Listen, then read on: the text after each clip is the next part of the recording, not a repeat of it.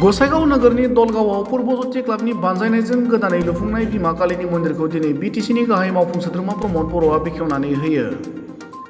मख'जाथावदि 44 बोसोराव आगान होनाय गसाइगाव सदरनि पूर्बज्योति क्लाबनि गोदानै लुफुंनाय मन्दिरखौ बेखेवना होनो मोननानै बिटिसिनि गाहाय मावफुं सोद्रोमा प्रमद बर'आ गोजोननाय फोरमायनायजों लोगोसे दिवाली फोरबोनि हामलायथि बावहरनानै बयनिबो गोजोननि थाखाय आर'ज खालामो। पूर्बज्योति क्लाबनि काली मन्दिर बेखेवनायनि अनगायैबो गसाइगाव सोहोरनि बारवारि नाट्य मन्दिराव नुजाथि हैनानै बिटिसिनि गाहाय मावफुं सोद्रोमा प्रमद बर'आ बोर लानायजों लोगोसे बे बोसोराव सनाथि फोरबोनि जागायजेननाय भातृ मिलन संघनि काली मन्दिरावबो नुजाथि हैनानै बिमा कालीनि मुङाव आलारि बाथि फोजोङो। আজি ইয়াত প্ৰায় 44 ইয়াৰ্ছ পূৰ্বশ্ৰী ক্লাবৰ ইয়াত মা কালীৰ যিটো মন্দিৰ আছে এই মন্দিৰৰ মুকলি কৰিছে আৰু আজিৰ পৰা কালী পূজা তেখেতসকলে কৰিব। মই আজি সমগ্ৰ দেশত আৰু ভাৰতীয় মানুহ য'ত দেশত আছে সমগ্ৰ বিশ্বত দেৱালী উদযাপন কৰিব, শ্যামা পূজা বুলি কয়। তো দিৱালীৰ মই শুভেচ্ছা জনাইছোঁ আৰু কালী পূজাও হয়, তো কালী পূজাৰো শুভেচ্ছা জনাইছোঁ আৰু মা কালীৰ ওচৰত প্ৰাৰ্থনা কৰিছোঁ আমাৰ সকলো ৰাইজক, সকলো নাগৰিকক দুখ দুৰ্যোগ বিপদৰ পৰা সকলোকে মুক্ত কৰে আৰু সকলো যাতে শান্তি সম্প্ৰীতি সুস্থ শৰীৰে ভালে থাকিব পাৰে, ইয়াৰ কাৰণে মা কালীয়ে আশীৰ্বাদ কৰিব, ইয়াৰ কাৰণে প্ৰাৰ্থনা কৰিছোঁ। মই দেখিবলৈ পাইছোঁ যে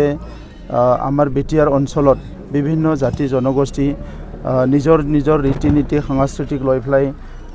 বহুত বছৰৰ পৰাই তেনেকুৱা উদযাপনবিলাক কৰি আহিছে, কিন্তু মাজতে অলপ মানে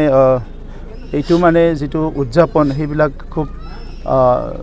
স্তব্ধ হৈ গৈছিলে বিভিন্ন পৰিৱেশত, আৰু এতিয়া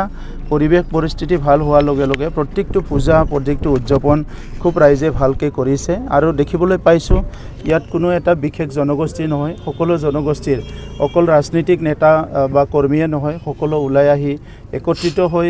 এই উদযাপনবিলাক এই পূজাবিলাক একেলগে কৰিছে আৰু ইয়াৰ দ্বাৰা সমাজৰ যিটো বান্ধন এইটো আৰু শক্তিশালী হ'ব আৰু